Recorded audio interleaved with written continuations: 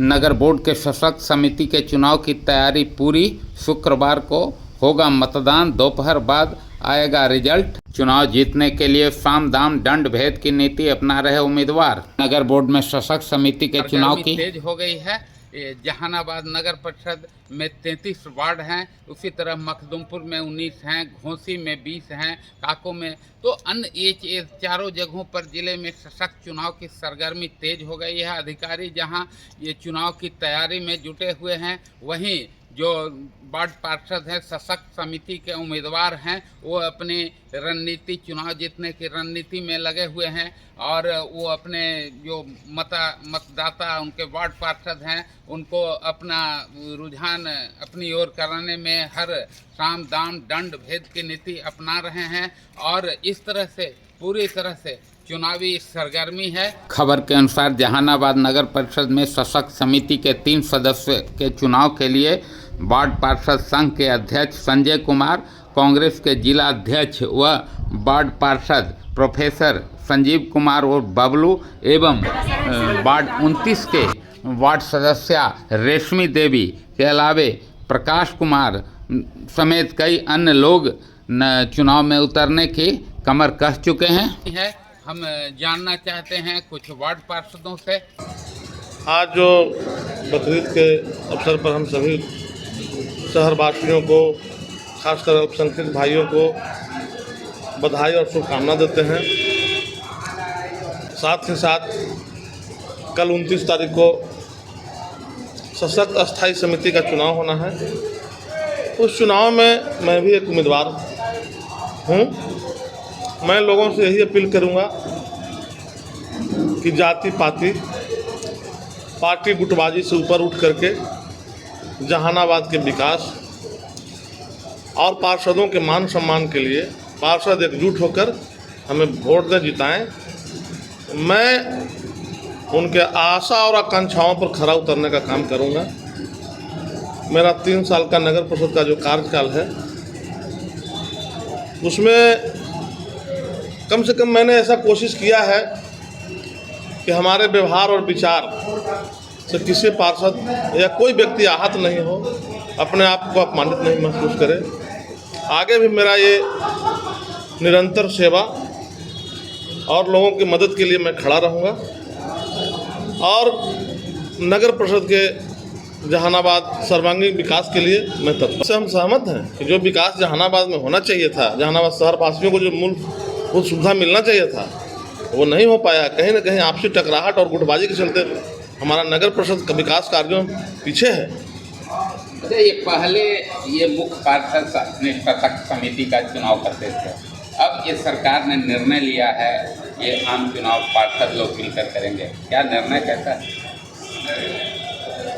अब इस पर तो कोई कमेंट करना उचित नहीं है। सरकार का निर्णय है, चाहे वो निर्णय सही है गलत, उस निर्णय के साथ हम लोग को चलना है।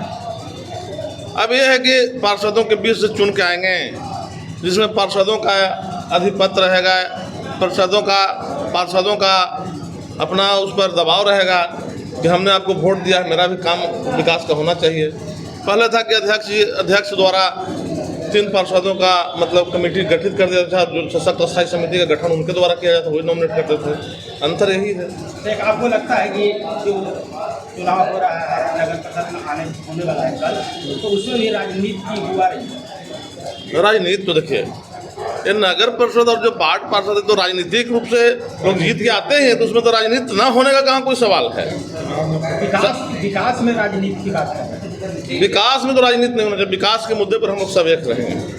हमारे साथ सत्येंद्र दास जी हैं, ये नगर परिषद सशक्त समिति के सदस्य थे, वार्ड पार्षद हैं और हम इनसे जानते हैं क्या है पुरानी सशक्त समिति के बजाय अब नई सशक्त समिति के चुनाव के। ये तो मेरे समझ से ये गलत है, क्योंकि पहले जो सशक्त कमेटी का बनाने का जो अधिकार था मुख्य पार्षद के था, तो यह जब एक बार कानून बना और फिर बनाया गया, फिर दोबारा जो है इसको रद्द कर दिया गया, तो यह एक लोकतंत्र के हमको समझ में आता है कि लोकतंत्र के तहत यह गलत निर्णय है।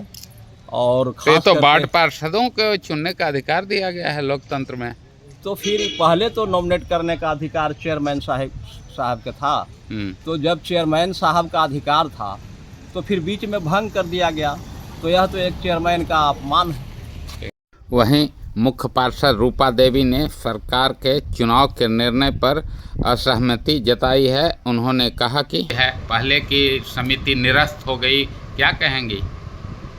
इस पर सरकार के कहना चाहती हूँ कि मुख्यमंत्री हैं, अपने से चुनेंगे। हम लोग चुने थे, हम लोग का निर्णय था, हम लोग मुख्य पार्षद चुनते थे सशक्त स्थायी समिति, और सरकार गलत कर रहे हैं कि वार्ड पार्षद चुनेगा।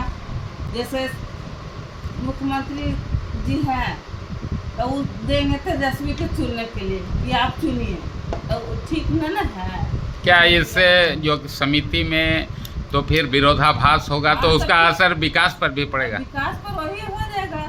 फिर तो कोई मुख्य पार्षद के निर्दलीय चुनाव लड़ने के कोई फायदे नहीं है। तो पहले ही वाला आ गया, जैसे वार्ड पार्षद चुनते थे ना, वही वाला फिर तो आ गया ना।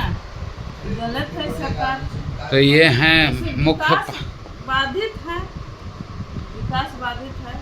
तो ये हैं मुख्य पार्षद जहानाबाद रूपा देवी। इनका कहना है कि ये हम लोग का पूर्व में सशक्त समिति का चुनाव हुआ था और ये आम सहमति से सारे विकास कार्यों की गति दी जा रही थी। अब ये सरकार ने नया आदेश निकाला है और जब नए सिरे से चुनाव होगा तो हो सकता है ये कोई प्रतिपक्ष भी गुट से भी लोग आ जाएं और वह अनावश्यक विकास में अड़ंगा लगाएंगे, तो इससे विकास कार्य भी प्रभावित होगा।